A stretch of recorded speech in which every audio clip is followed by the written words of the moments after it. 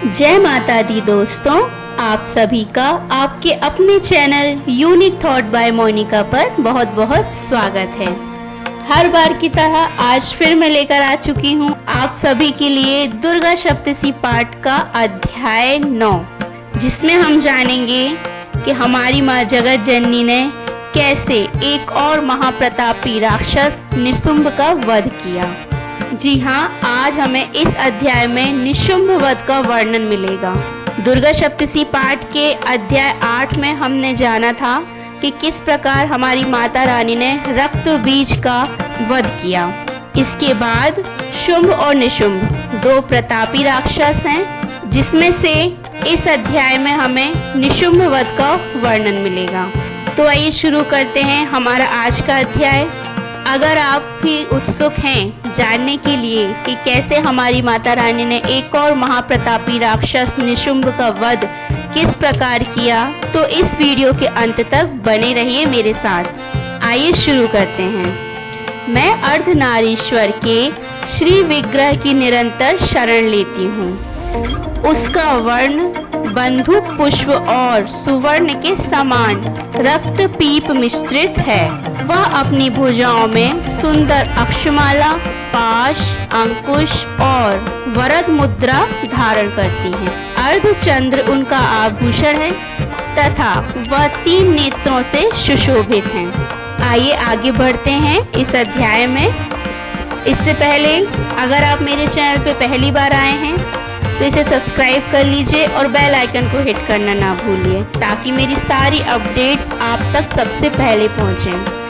और अगर आपको ये वीडियो पसंद आता है तो इसे लाइक कीजिए, शेयर कीजिए और कमेंट सेक्शन में जय माता दी लिखना ना भूलिए। आइए शुरू करते हैं हमारा आज का अध्याय, दुर्गा सप्तशी पाठ का अध्याय 9। राजन, युद्ध में रक्त बीज तथा अन्य दैत्यों के मारे जाने पर शुंभ और निशुंभ के क्रोध की सीमा न रही। अपनी विशाल सेना इस प्रकार मारी जाती देख निशुंभ आमर्श में भरकर देवी की ओर दौड़ा। उसके साथ असुरों की प्रधान सेना थी।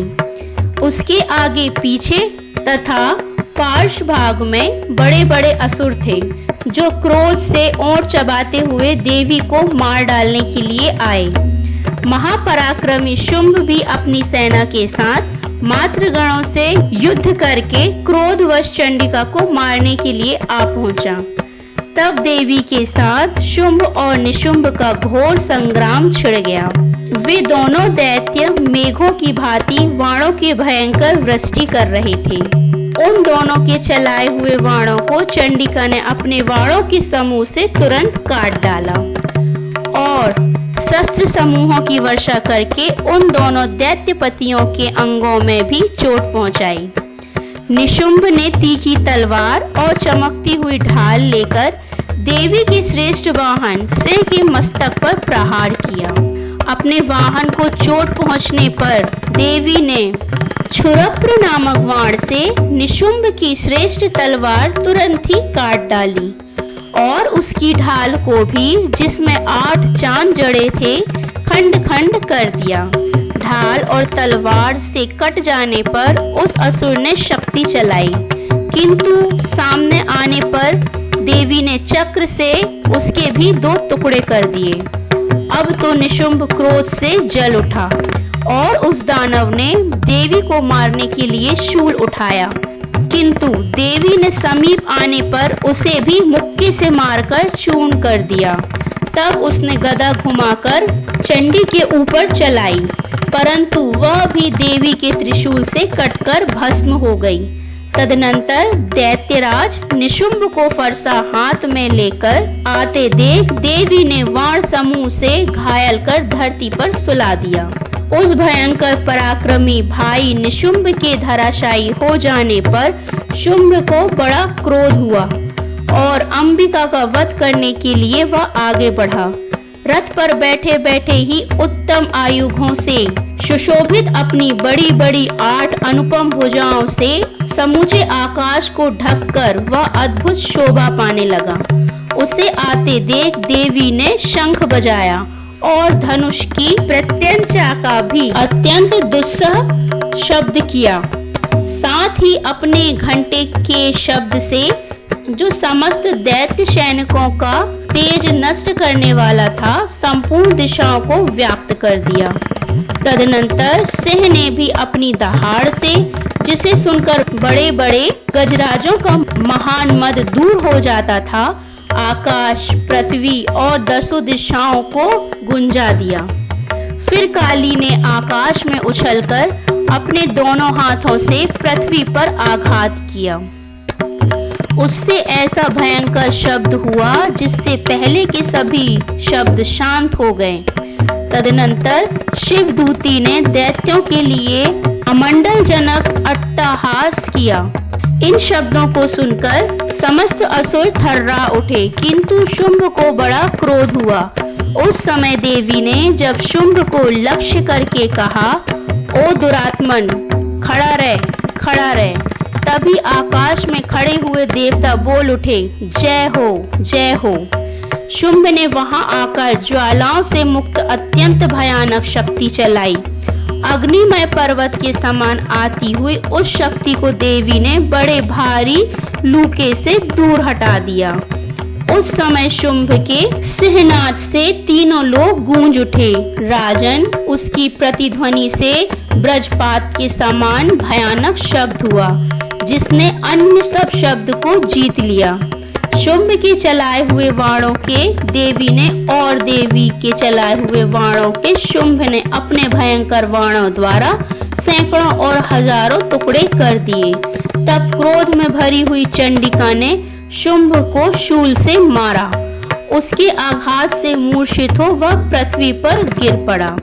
इतने में ही निशुंभ को चेतना हुई और उसने धनुष हाथों में लेकर वाणों द्वारा देवी काली और सिंह को घायल कर डाला। फिर उस दैत्यराज ने 10,000 बाहें बनाकर चक्रों के प्रहार से चंडिका को आच्छादित कर दिया। तब दुर्गम पीड़ा का नाश करने वाली भगवती दुर्गा ने कुपित होकर अपने वाणों से उन चक्रों तथा वाणों को काट गिराया। यह देखकर निशुंभ दैत्य सेना के साथ चंडिका का वध करने के लिए हाथ में गदा ले बड़े वेग से दौड़ा। उसके आते ही चंडिका ने तीखी धार वाली तलवार से उसकी गदा को शीघ्र ही काट डाला। तब उसने शूल हाथ में ले लिया। देवताओं को पीड़ा देने वाली निशुंभ की शूल हाथ में लिए आते देख चंडिका ने वेग से चलाए हुए अपने शूल से उसकी छाती छेद डाली। शूल से विदीर्ण हो जाने पर उसकी छाती से एक दूसरा महाबली और पराक्रमी पुरुष खड़ी रह कहता हुआ निकला। उस निकलते हुए पुरुष की बात सुनकर देवी हंस पड़ी और खड्ग से उन्होंने उसका मस्तक काट डाला। फिर तो वह पृथ्वी पर गिर पड़ा। तदनंतर सिंह अपनी दाढ़ों से असुरों की गर्दन कुचलकर खाने लगा। यह बड़ा भयंकर दृश्य था। उधर काली तथा शिवदूती ने भी अन्ययन दैत्यों का भक्षण आरंभ किया। कौमारी की शक्ति से विदीर्ण होकर कितने ही महादैत्य नष्ट हो गए।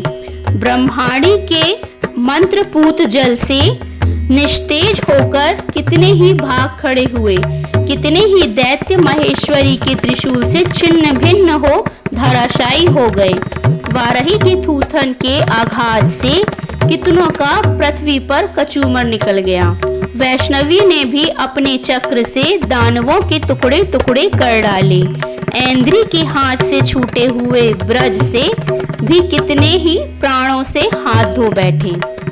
कुछ असुर नष्ट हो गए, कुछ उस महायुद्ध से भाग गए तथा कितने ही काली, शिवदूती तथा सिंह के ग्रास बन गए। तो ये था हमारा आज का दुर्गा सप्तशी पाठ का अध्याय 9, जिसमें हमने जाना कि हमारी माँ जगत जननी जगदम्बा ने किस प्रकार एक और महाप्रतापी राक्षस निशुंभ का विनाश कर डाला।